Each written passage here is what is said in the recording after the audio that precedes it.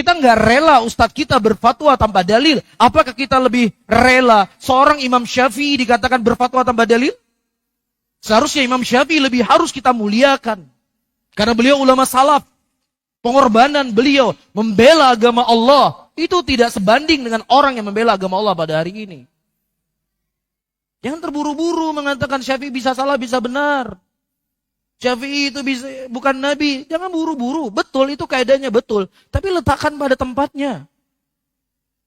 Imam Syafi'i seorang alim yang kuat dan kokoh. Berpegang di atas sunnah Nabi Muhammad SAW. Ketika datang orang kepada Imam Syafi'i dan bertanya, wahai Syafi'i, bagaimana hukum tentang permasalahan ini? Beliau jawab dengan hadis Nabi SAW. Kemudian kata dia, ya Imam, aku ingin tahu bagaimana menurut pendapat engkau. Ya itu betul hadis Nabi, tapi saya ingin tahu bagaimana pendapat engkau. Kata Imam Syafi'i, hal tarani min kanisati min kanaisin Nasara? Apakah engkau pernah melihat aku berada di gerejanya Nasrani? Ataukah engkau pernah melihat aku berada di tempat ibadahnya orang Yahudi? Ataukah engkau pernah melihat aku berada di tempat ibadahnya orang Majusi? Aku menyampaikan sesuatu dari Nabi SAW. Kemudian aku tidak mengimaninya. Apa pelajaran bisa kita petik? Terkadang orang membawa athar ini meninggalkan ucapan Syafi'i. Padahal ini merupakan pegangan yang menunjukkan kepada kita Imam Syafi'i begitu kuat berpegang di atas dalil dari Nabi Muhammad SAW.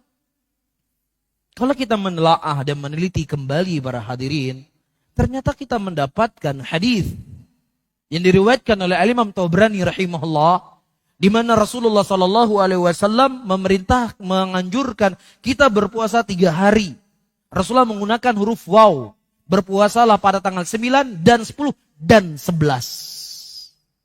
Dan itu dijadikan dalil oleh Al-Imam Syafi'i dan ulama-ulama Syafi'iyah untuk disunnahkan berpuasa 9, 10, 11. Dan disebutkan juga oleh para ulama muasirin di zaman ini. Dari kalangan ulama kita. Ya, kita tadi kalau ditanya apa? Nggak ada dalil di sini. Udah dia nggak ngerti dalil. Kemudian mengatakan Imam Syafi'i bisa salah, bisa benar lagi. Ini kan mohon maaf ya, ini kan kurang ajar namanya. Kurang ajar nggak? Kurang ajar. Ini nggak punya adab dengan ulama. Nggak punya adab dengan ahlul ilm. Nggak punya adab orang yang berjuang untuk membela agama Allah Subhanahu wa ta'ala.